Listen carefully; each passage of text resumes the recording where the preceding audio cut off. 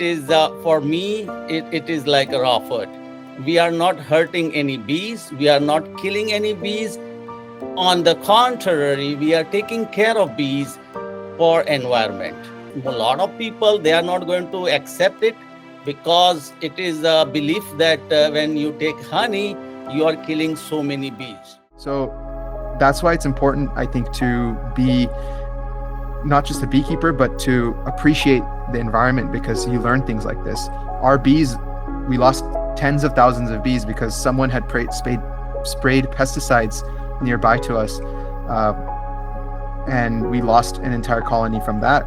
We have to be honest with ourselves. That's the only way we can continue to learn, grow, and adapt. And so that was a big lesson for us that, hey, we want to be responsible. We're taking this seriously. Let's take the next steps to be committed to be better beekeepers. So we took our setup and we improved everything.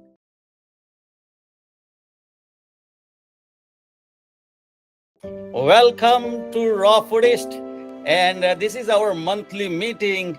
It is about raw food, but today we made little twist.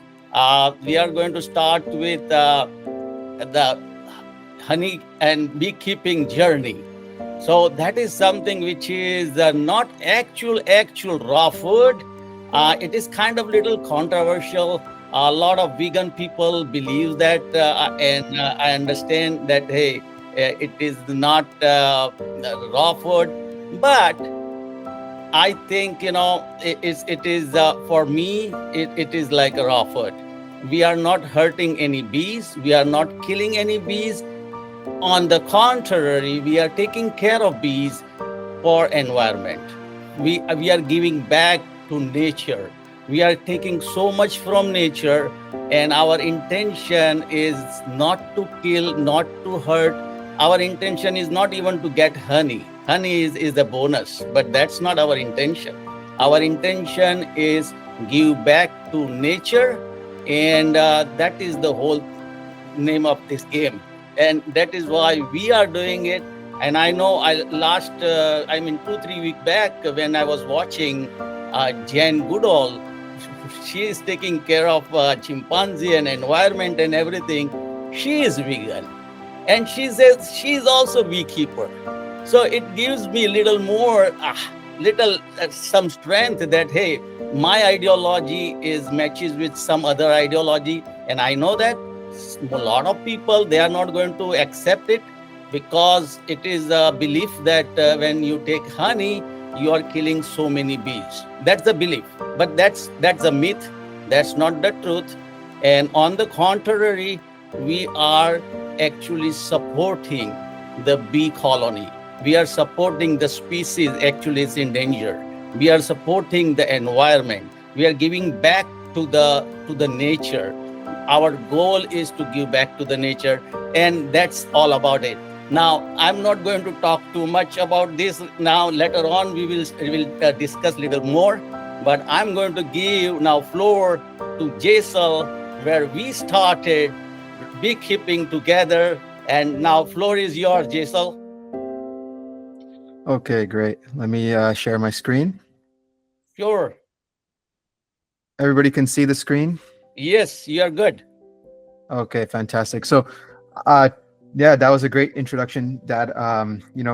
Me and my dad, we've been beekeepers now for 4 years, and I just wanted to share our journey. I'm not here to teach you about the bees too much in depth, but just kind of give you an overview, because I think this is a concept that a lot of people don't get to experience or see very often closely. So I wanted to share our journey from the beginning. A lot of people ask us, why beekeeping? Why bees? What's the fascination with that? And it's hard to pinpoint exactly, but I think maybe it started with ants, not even bees. As a child, I always had a fascination with nature, outdoors, bugs, and just observing things, from our fish to just birds and everything. And when I was small, maybe 5-7 years old, my dad got us an ant farm. And an ant farm is a small little display where you can watch the ants. You put them in there and you watch them build a colony and work. And it was on my study table. And I would always watch them and observe them. And this curiosity kind of of how things work, how the ecosystem works, how nature works, was with me since I was small. And the curiosity for bees didn't develop right away. It wasn't until more than 15 years later, after I had gone to school, finished college, I was with Sonia, who's now my wife. We went to the LA County Fair in 2015. And in the LA County Fair, they have different booths, different crafts for hobbies, experiences, products set up. And we specifically were, me and her both, drawn to the outdoors and animals section. Specifically, we went to the beekeeping booth. And there's this picture of Sonia in 2015. And in the background, you can kind of see that people are watching the observation hive. And that's a hive that's set up between glass where you can see the bees. And there's beekeepers there that are answering questions. And I had so many questions, people that are volunteering there. And this fascination set in. I looked at this observation hive that's behind the glass, and it immediately reminded me of the ants that I had more than 15, 20 years ago before that. And I saw there that spark came back to me of, oh, this is very interesting. And that curiosity kind of came from there, seeing the bees work in a group. And I stood there for a long time watching the bees and talking to the volunteers who were talking about beekeeping and bees in general. And that fascination from 2015 kind of led to me having that curiosity again. I was out of college and I was settling into my career, so I had more room for new hobbies, interests, and I started researching more about the bees and learning about them, how the impact is about the environment, the food system, how we can contribute, why it's important to have local honey. And in 2018, a couple of years later, that knowledge grew and I still had that hunger, so I joined the LA County Beekeeper Association, which is our local beekeeping club. And in the beginning, it was just to join and learn more and to listen, kind of how you were here listening out of curiosity. And I wasn't really getting involved with it. I just was there to support and find out more, where to get good honey, how to support local beekeepers, things like that.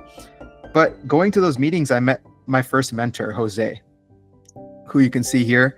And he said, why don't you come to my house and see what it's like to work with the bees? At this point, I had only done paper research, right, on YouTube and going to the meetings, but I'd never actually had the hands-on experience of working with the bees. And I told my dad about this, and I wasn't the only one who was very interested. My dad said, yeah, let's go do this. Let's go meet your beekeeping mentor, and let's go to his house and experience the bees. And from this, I learned that beekeeping is not just about the bees, it's a community service. It provides pollinators, you get local honey, which has incredible properties when you're getting local honeys, and it's a form of stewardship of natural resources. So that's what Jose taught us. He's a professional. He keeps bees in his backyard. He has six hives when we met him in 2018, and he is actually also a president of a club. We were in the Los Angeles County Beekeeper Club, and he was the president of the Orange County Beekeeper Club, which is the neighboring county of ours. And he taught us the basics. He got us suited up. He showed us what to look for, how to be, just kind of a crash course on what it's like to be a beekeeper, having bees in your backyard in our local area. We got to see our first queen, which you can see on the lower right with the red arrow. It's, to the naked eye, it's very difficult to even tell the difference. But as we gained that experience from someone who's a professional, we got to see that it's so simple to keep bees, and he made it seem so easy. And that curiosity was really starting to grow when we were with the bees. That hands-on was the best way to learn. Up until this point, we had just observed from a distance, but now getting that hands-on experience, all that research and everything came together. Now we can really have a big picture of what it's like, and do we want to do this? And we did. We realized, we saw how we could do it at home and what it's like to become a beekeeper at home. And we wanted to take that next step. And what I learned from that day mainly was Jose taught us how bees communicate with pheromones, movement, and vibration. And from the moment that I picked up my first frame, I felt that, there was this moment there where we were doing the bees, and my dad, he got a phone call, whether it was family or some work related thing. He was on the phone and he was getting a little excited and animated. And the bees, they can pick up on the pheromones, and they started clustering around him and going at him because he was a little bit had higher energy. And Jose said, hey, you have to, when you're here in the bee yard, you're here in the bee yard, and nothing else from outside, you can bring it with you. And mentally speaking, it's a practice of focus, mindfulness, intention, and being present in having a present state of mind. And that's what we learned. It's like a meditation, when you're with the bees, you're with the bees, and your work, your problems, everything else, you leave it behind. And that's what I learned that day. So after that 1 hour that we spent with him and having that crash course, we learned a lot, but we realized there was still a lot more to learn before we were ready to become beekeepers. So we said, let's learn a little bit more. And this is 2018. Life happens, I got busy with some commitments with work and, family events and things like that happen. And it wasn't until 2020 when we were ready, but COVID hit. And so actually we decided in 2021, December, that, hey, we want to do this and this is the time. So we joined a 6-week beekeeping course, which started on January 2022. In December of 2021, we had signed up for it and paid the money to not only do the course, but also we were going to get our 2 hives in April of 2022. And we met our new mentors, Danny and Keith, who run an entire beekeeping operation nearby to us. And so in their 6-week course, they had everything that we felt that was required for us to be able to be responsible beekeepers. And so starting from that January, we had hands-on experience. Literally, Keith and Danny would take our hands and show us the proper techniques. It wasn't just a 1-day crash course or 1 hour. We had guidance that taught us practical skills. They gave us homework. We got a textbook like this, and we had to read and learn everything. There was quizzes and lessons. None of this is required to become a beekeeper, but for us, my dad and myself, we felt that we wanted to be best prepared so we can be responsible, safe beekeepers, because this is a stinging. Also homework. We used to get homework. Exactly. There was homework, and we wanted to. This is a stinging live insect, So we wanted to be responsible, and we wanted to know how to properly do this. And we were committed. It wasn't just some fad that, okay, let's just give it a try. We were saying, let's do it the right way. And so they taught us how to spot problems, troubleshoot any issues before things get out of control, and be responsible, safe beekeepers. After 6 weeks, we graduated their course and their program. We learned how to manage pests, what the life cycle of the bee was like, all the little information that, makes a good beekeeper a good beekeeper. And even the bonus things like how to harvest honey if you're a successful beekeeper, and learning legal zoning issues. So they even had a surveyor come out to our backyard. You can see in the upper right, and they helped us select where we should keep our bees and how to properly keep it for our specific backyard. No one program is going to be right for everybody. So it was really nice to have that guidance on setting up our own apiary. Apiary is your bee yard where you keep your bees. And so the 6 weeks gave us the confidence we needed so that we were ready to have bees. And in that spring, after those 6 weeks, we prepared the backyard. We made our first beehive setup, and we were really proud of it at that time. And the bees came in April of 2022, but we had everything set up. They even taught us how to get the correct paint for your hive and what's the best hives to have, because what hive we have for us is a 10 frame Langstroth hive. It might be different from what you keep in Australia or India or Africa, or even if you're in the United States, from California, it'll be different from if you're going to keep it in Colorado or Texas. So it's a very local practice. So we're glad we did that course because it gave us exactly the fine tuning we needed for our situation. And in April, we picked up our hives, we decided to go with 2 nucleus hives, which is a small baby colony that's ready to grow. You can see those orange boxes behind us. We picked them up at night because we picked them up from Keith and Danny, who since they run a beekeeping operation, we pick them up at night because bees don't fly at night or in the cold or when it's dark. So you pick them up, put them in your car, and you can safely bring them home. And we were ready. The next morning, we take those 5 frames and you put them into your bigger hive so that they can start growing and expanding. And before we knew it, after a month, 2 months, our hive started to grow.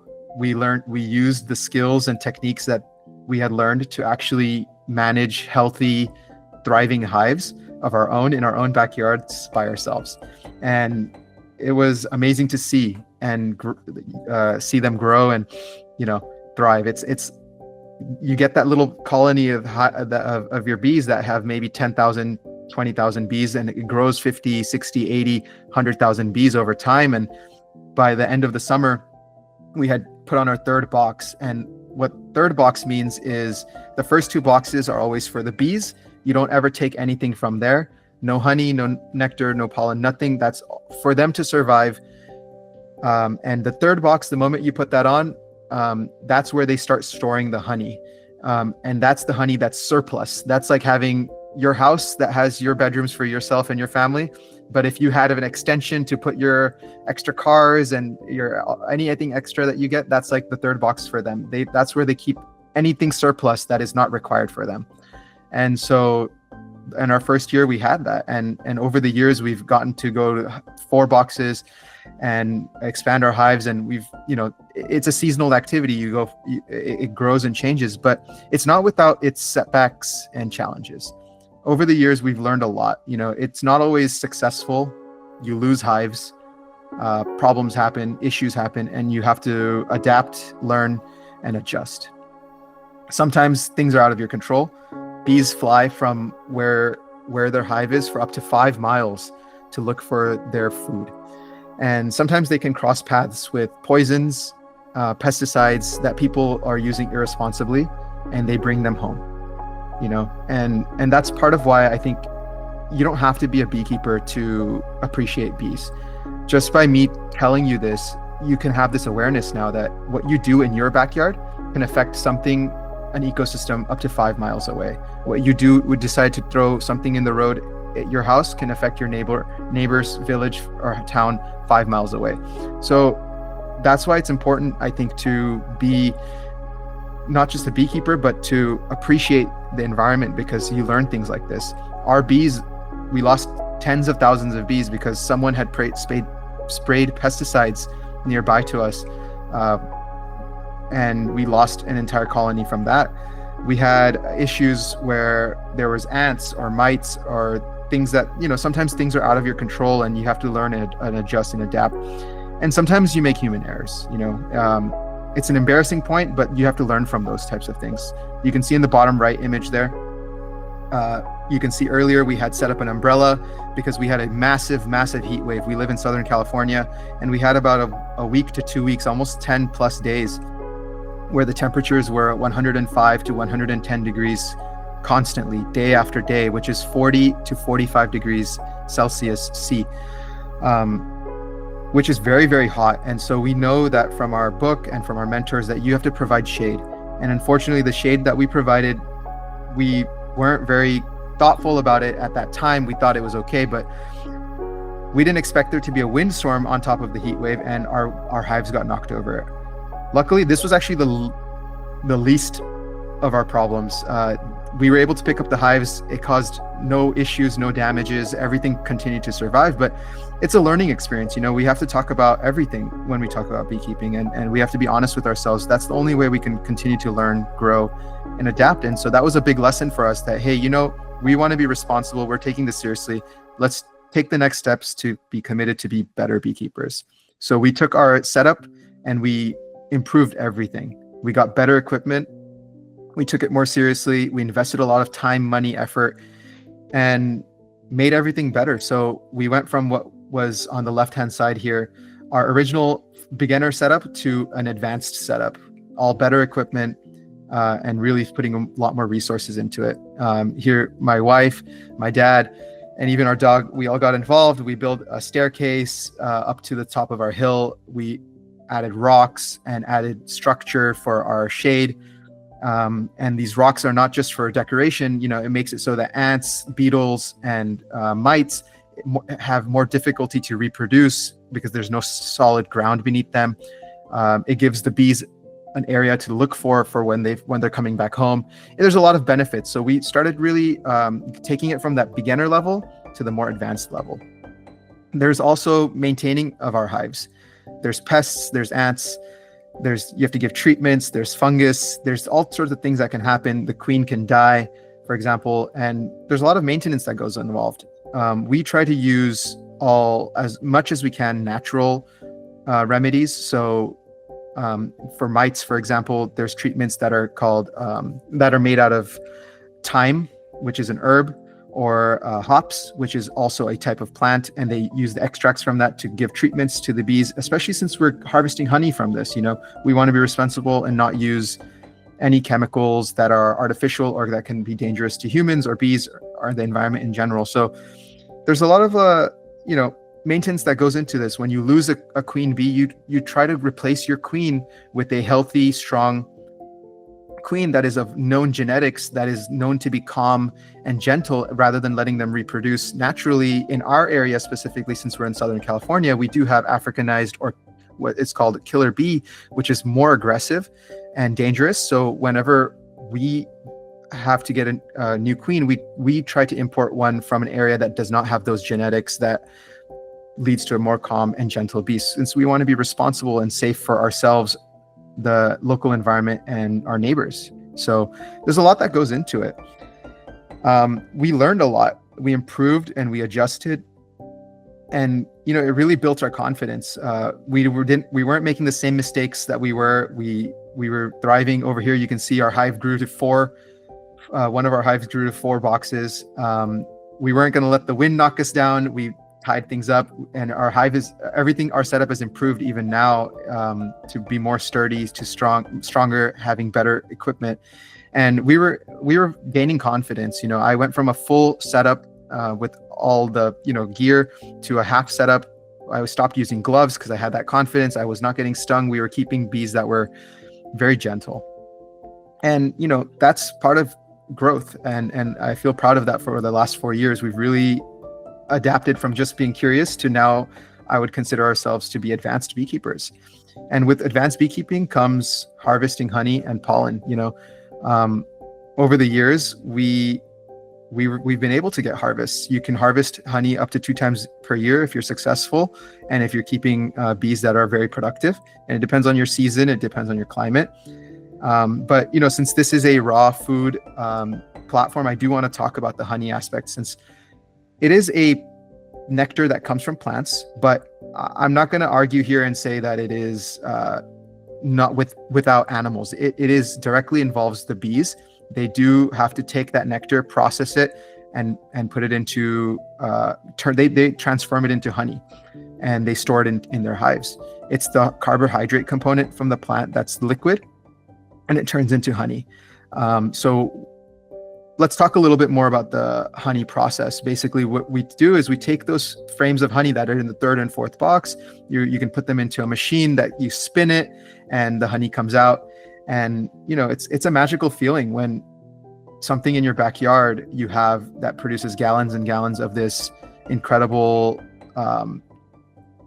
raw, life-giving substance that comes from plants with the aid of the insect bee. And it's we were able to, over the years, get many successful harvests. Sometimes some years we didn't have anything, but that first time that you get something and you're able to share it with your friends, family, and then some years we had so much that we were able to sell it to our local community.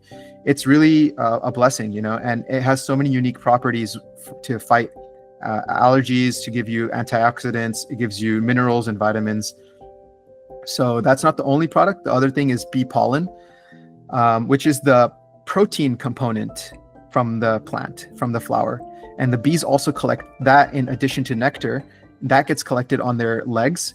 And we've only harvested this a couple times. You can only harvest it from a very strong, healthy hive.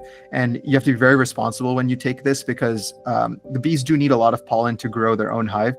So this is a superfood. This is directly from the plant. The bees do not process this when we collect it. It is just getting stuck to their legs, and when we collect it in the entrance of the hive, you make there's a special device that you put in there that makes it so the pollen falls off of their legs and gets collected in a cup underneath the hive. And this is completely unprocessed protein from plants, and with the help of the bees collecting it. And it is rich in amino acids, vitamins, and minerals.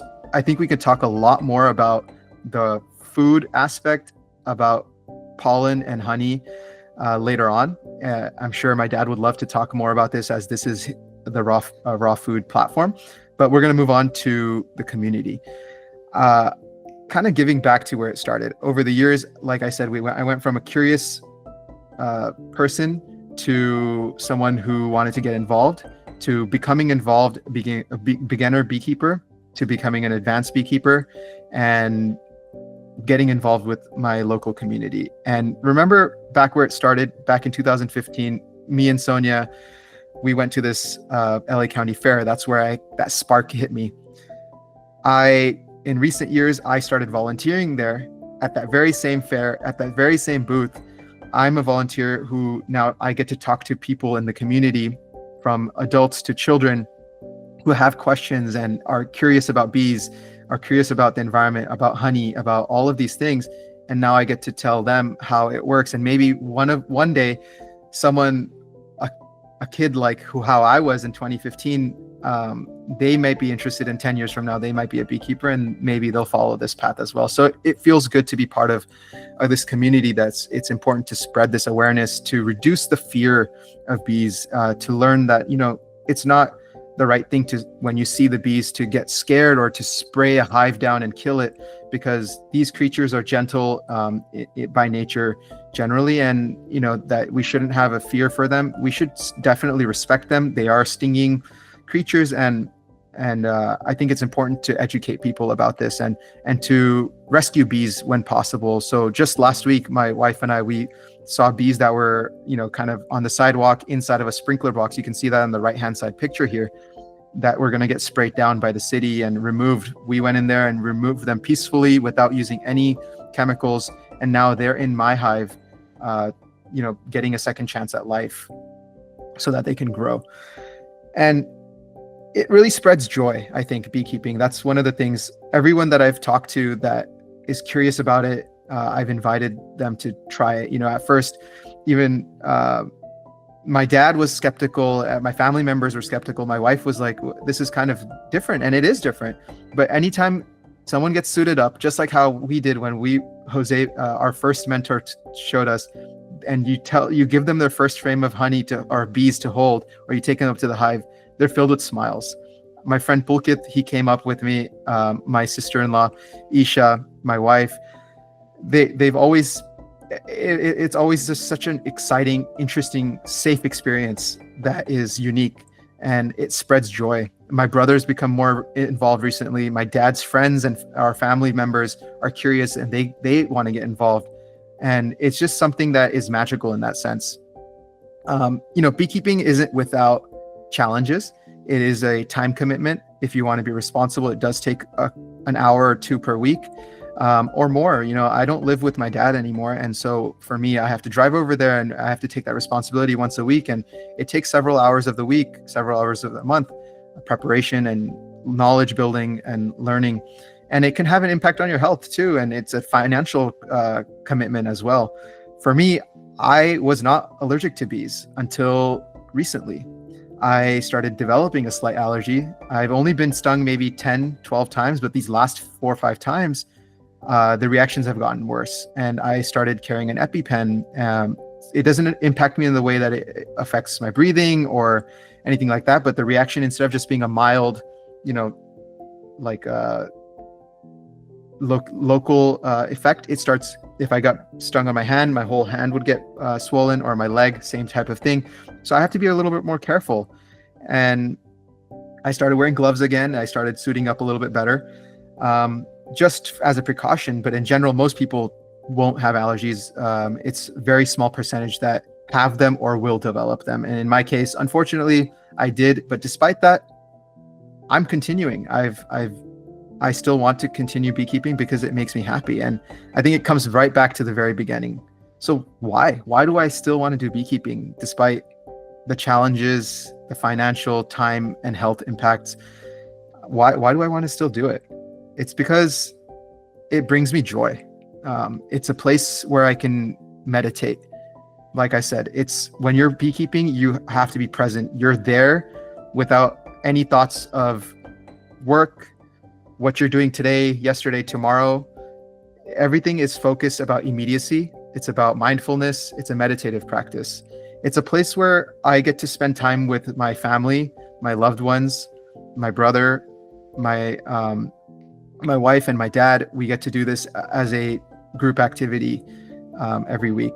And it's a way to give back to the community. It's a community service.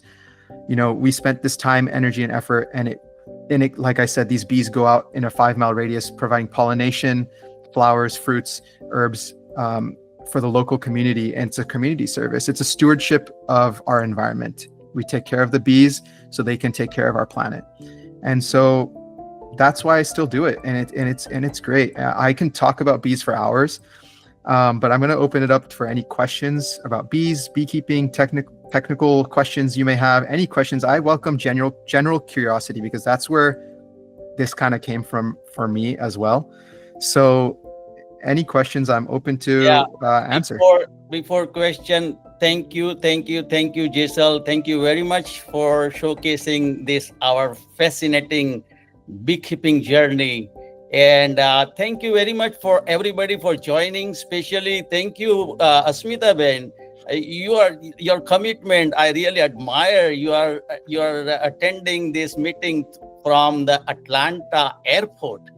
Thank you very much. I really appreciate everybody who joined. And now floor is open to public. Anybody have question, please unmute your mic and speak slowly and have a question. It looks like there's one in the comments here. Yeah, go ahead. Let's see what it says. So Adi wrote, just wondering, how do you find a queen bee if you lost the one your hive previously had? That's a really good question. So when we open our hives, we don't always see the queen bee, but we know for sure, very rarely do we see the queen bee actually, because there's, like I said, 50, 80, 100,000 bees inside of a hive, right? So it's hard to find her. And in the image I showed you, you saw that it's very hard to differentiate. But there's one very key factor when you're looking through the hive. You know the queen is there because only the queen can lay eggs. So when you pick up that frame when you pick up that frame and you look inside and you see if there's eggs inside of the cells, you have to hold it in the light and you kind of see this white little speck of grain of rice almost inside of the middle of the cell. You don't need to know that where the queen is, but you know the queen has been there. You know that she's there because there's eggs present. So you know that there's the queen. If you look through all your frames and you don't see the queen, or you don't see any eggs, or you don't see any larvae, you don't see any activity of new bees being born, you know your queen is lost and that something has gone wrong. That's how you can tell. You don't always have to look for her specifically. You have to look for evidence that she exists. That's how it is. Hopefully that answered your question, Adi. Let me know if you have any other curiosity about it. Any other question? Okay, so he comments, I see. And in the case that the queen has been indeed lost, how do you get a new one? That's a good question. So normally the bees, they can develop their own new queen if it's within 3 days that the queen is lost. Let's just say something happens to the queen and the rest of the colony can recognize, hey, the queen is injured, infected with some disease or dying or dead. If they realize that within 3 days, they can take an existing egg that the queen has laid and they continue feeding it a special formula of honey, which is called royal jelly, that has extra nutrients in it that makes the regular bee turn into a queen bee. So they take that egg that's within the first 1 to 3 days, and if they continue feeding it royal jelly for up to, I think it takes 14 to 16 days to make a queen, it'll turn into a queen. Now, in our area, we don't want to have the bees make their own queen. And that is because in our area, we have a problem of Africanized or killer bees, which is an aggressive bee. And when you make your own queen, she goes out and flies and mates with the wild bees, a local population. And those aggressive genetics can come back into your hive and you can start having more aggressive bees.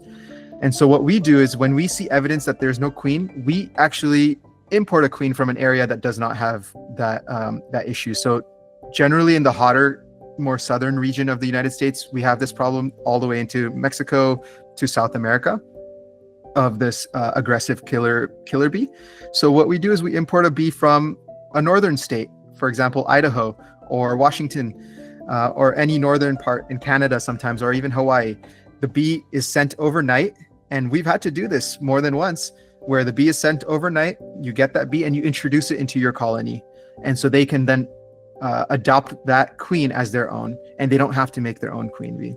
So there's different methods depending on where you live and how you practice your beekeeping. It will vary. Sometimes if you lived in those northern areas and you don't have any issues with killer bees, you let them make their own queen. If you in our area, you make their own queen. They still can, but then your bees may become aggressive. So what we do is we import a queen. It is a little more costly. It takes more effort, but that's the correct way to do it in our area. But in general, let me tell you, the way I see it, the bee colony is much sophisticated than U.S. Army. It's the way they have a communication system, the way they understand the whole situation on the fly. It is not something which is, let's say it is too hot, they make their own air conditioning, their system. If it is too cold, they make their own, warming system. It's like, okay, we need more heat. They know gravitational force. They know magnetic force. They without GPS, they fly and they come back in their own house. We get lost, with our GPS system, but they don't. And their intelligence, this little tiny insect has so much of intelligence, which is surprising. Every bee has their own work. There is the guard bee, there is a nursing bee, there is the cleaning bee, there is all bees. The foragers are going out. Foragers, workers. They're coming, and it works in such a systematic with the discipline that there is no chaos. And let's say something happens and the communication is so strong, without the Wi-Fi and without internet, they get communicated so quickly and so precisely that whole colony knows what is happening. There is nothing like is nobody under their colony, they don't know. And the way sometimes they get attacked on some individual, because of they got the information that there is some threat, and they don't just attack just for any fancy reason. They attack only and only when they see there is imminent threat, and then only they attack. And when they attack and when they sting, they die, and they don't want to die. No insect want to die. So when they sting, that's it. So they want to protect their colony, giving their life. And one more little funny thing, and it is not gender bias, but only female bee have a sting. They can only bite. Male don't have sting. They cannot bite. So that's something, it's like they are more worker. They are the one in control of the whole colony. Male are just for mating and stuff, and of course they do little work, but this is the reality of the honeybee. It's fascinating. Yeah, it's a matriarchal system. It's 99% of the bees. All the pictures you saw, there was not one male bee that was in my pictures. They're all female bees, and the way that they run an entire colony, a hive, is very fascinating. Like with the amount of enthusiasm my dad spoke, and we've just been doing this for a few years. Like you can see how fascinating it truly is. Yeah, I think there is a couple of questions for you, Jesal, from Aditya. Yeah, so he says, wow, that's pretty cool. I didn't know bees basically just created their own queen from scratch from an egg. Yeah, it's fascinating that they can do that. All eggs are created equal, and it's only until what they're fed is where they determine whether they become a average worker forager bee, female bee, or a queen bee. The only egg that's different is the male bee is intentionally unfertilized, so that's passing on the pure genetics and makes a male bee, and they take the longest to develop, over 20 days. The queen bee takes the shortest to develop at 15 to 16 days, and the worker bee is somewhere in between. So it's pretty cool. I think Swati, you unmuted yourself. You have a question? Go ahead. What is then once that work is over, then what that male bee does, and where is it existing ever for whenever they require, he keeps on working? The only thing the male bee is good for is mating and furthering the genetics of the colony. Behind that, they don't do anything. They don't nurse, they don't guard, they don't forage, they don't collect honey, they don't take care of the bees. They don't do anything in the hive. They sit there, they eat, and every morning they go out looking for a virgin queen bee that they can mate with. As soon as they mate, they die also. So their whole life purpose is to mate with another queen bee from a different colony. They will never mate with their own queen from a different colony to spread their genetics. Now, what happens to the failed male bees by at the end of the season, if they don't mate, all of those male bees, his sisters, all the other female bees, the 99% of the colony that's remaining, at the end of the season, when there's no more mating, the mating season is done, those female bees, they will not let the male bees come back in and eat and sleep for free. They will not let them enter, first of all. And secondly, the ones that are already in the hive, when the season is done, they will chew off their wings, rip their wings off, and kick them out of the hive. And that's it. So their only purpose in the hive, the only reason they're created, is by the queen. The queen can choose when it lays an egg, whether it's going to be a female or a male. So intentionally, the queen bee chooses to lay male eggs to further the genetics of a very healthy and strong colony.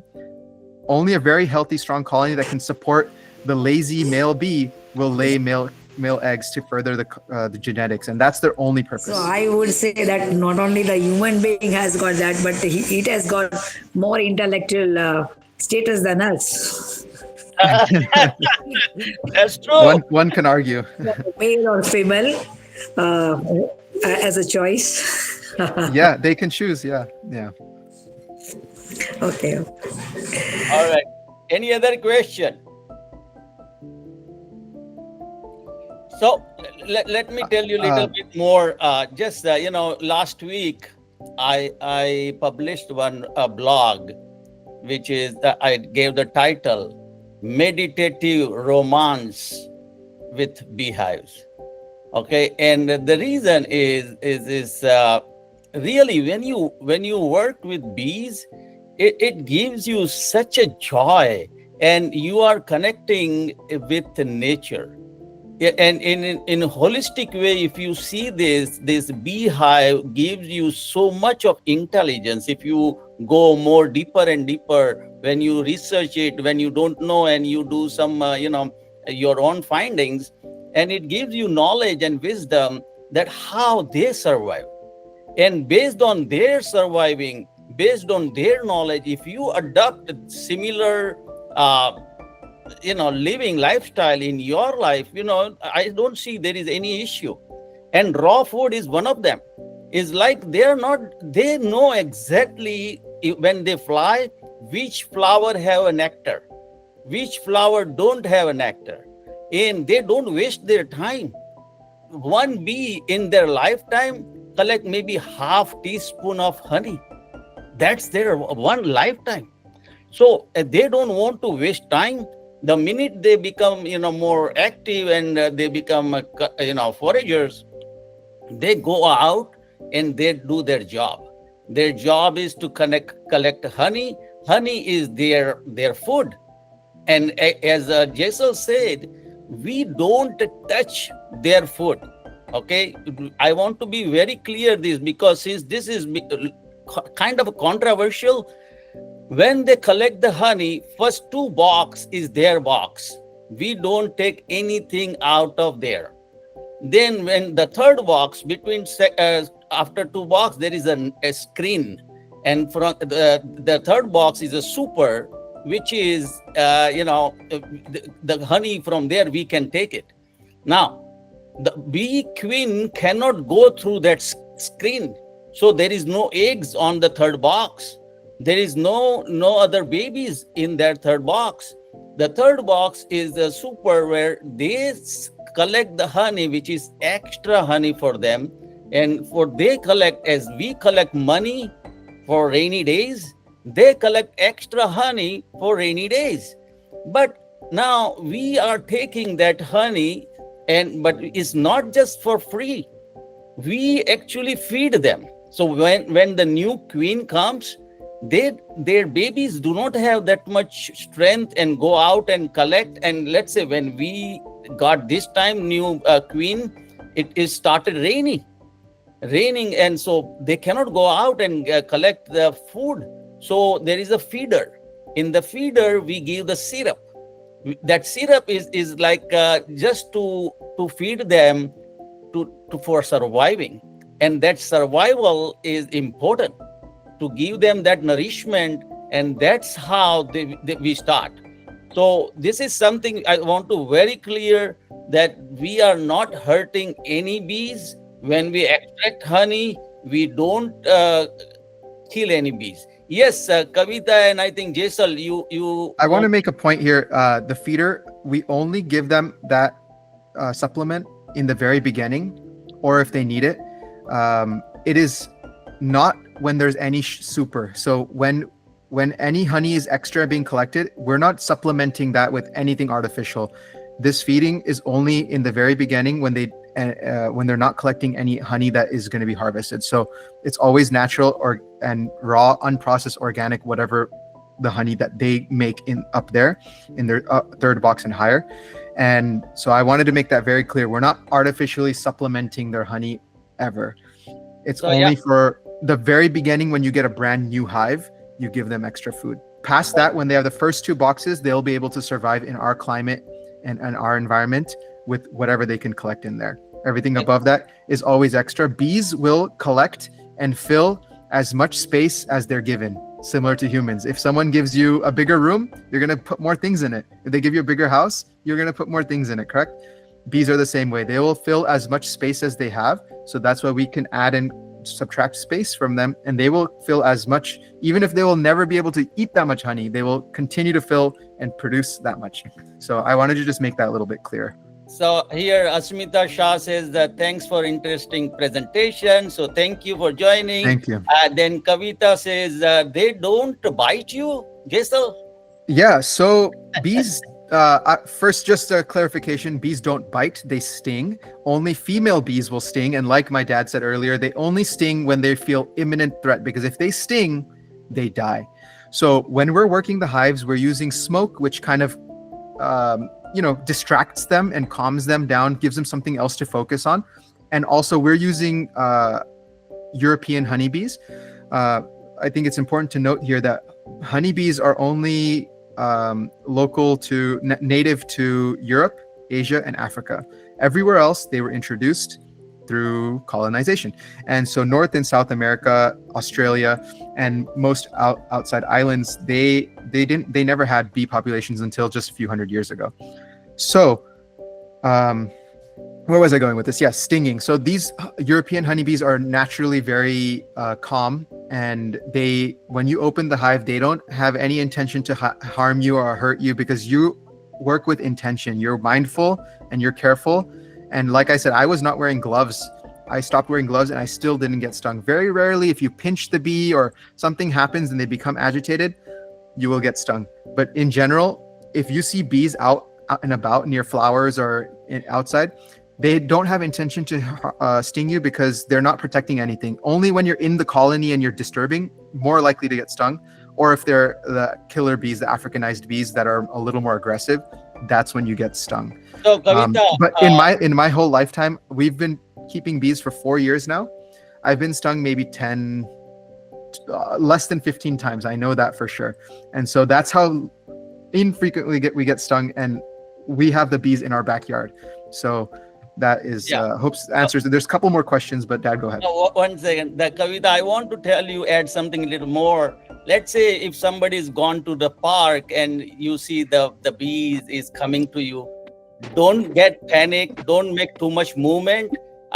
He is not going to sting you. It's just checking. So it's like, don't get panic. It will fly away. If you try to avoid, if you do, then it is going to be more problem. And then they think that you are attacking. So that's generally bees are very innocent. They are not going to bite you. I think the next question is how Aditya is asking, how long is their lifespan? So generally, a queen bee can live in the wild, like when we're keeping bees for 2, 3, 5 years, up to 5 years.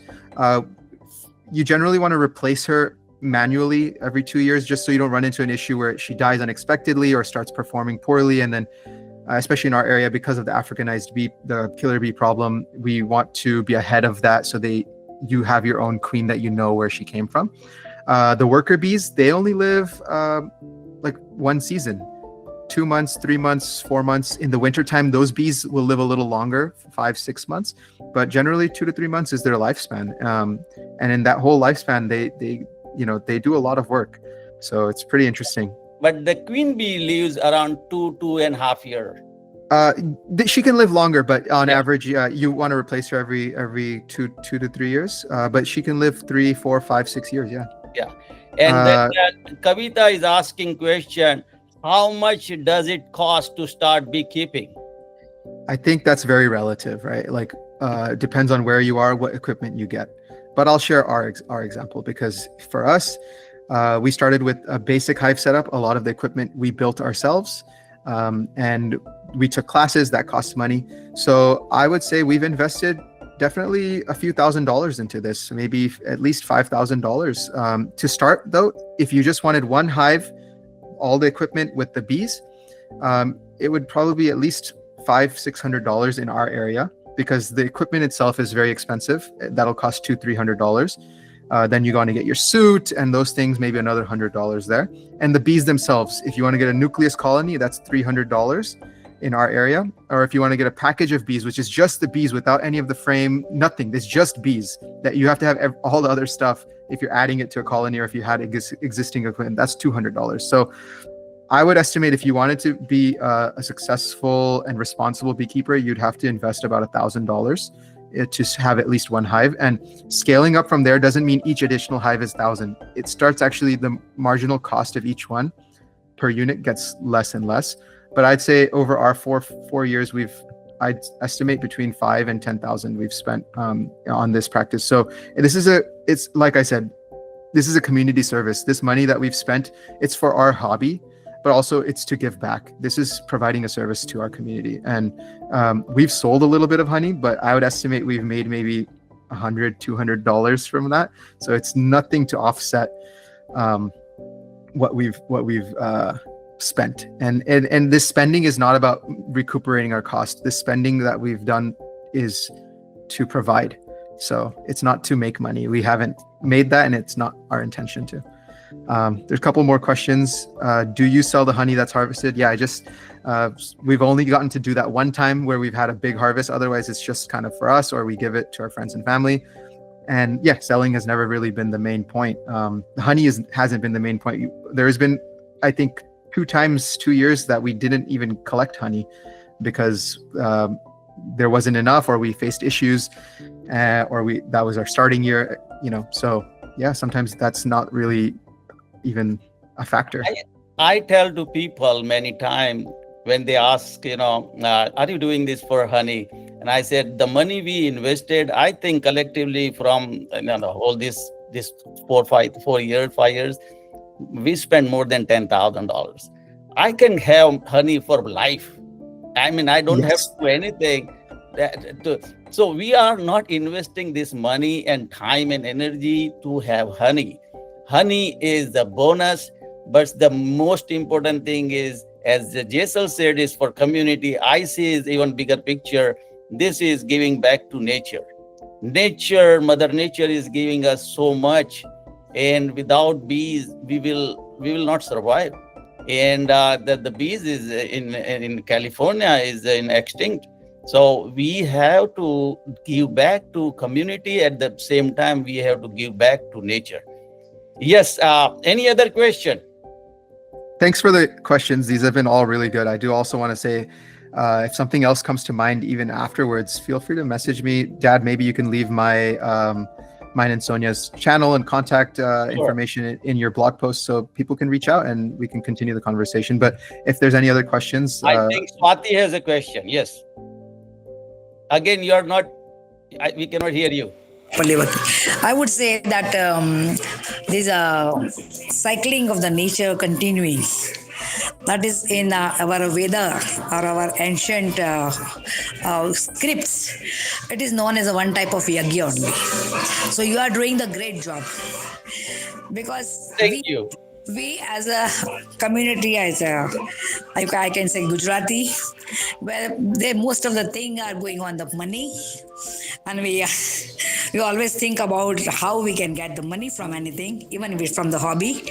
So I think you are focused a lot on that, and it is appreciated, and I would say it is a great job because one type of yagya is you are doing. It is not always that you have the fire and you just have the in that you just keep on offering something. This is also because we have recently learned in this philosophical this that whenever you are trying to have big giving back to the nature, and cycling of the nature should be continued in that thought, it is you are doing the great yagya. Thank you very much. Thank you. And thank you very much. Thank you. I really, yeah, I tell you, the nature is the best teacher. And if you want to learn something, go to nature. And there is no better way to connect Yes. with nature.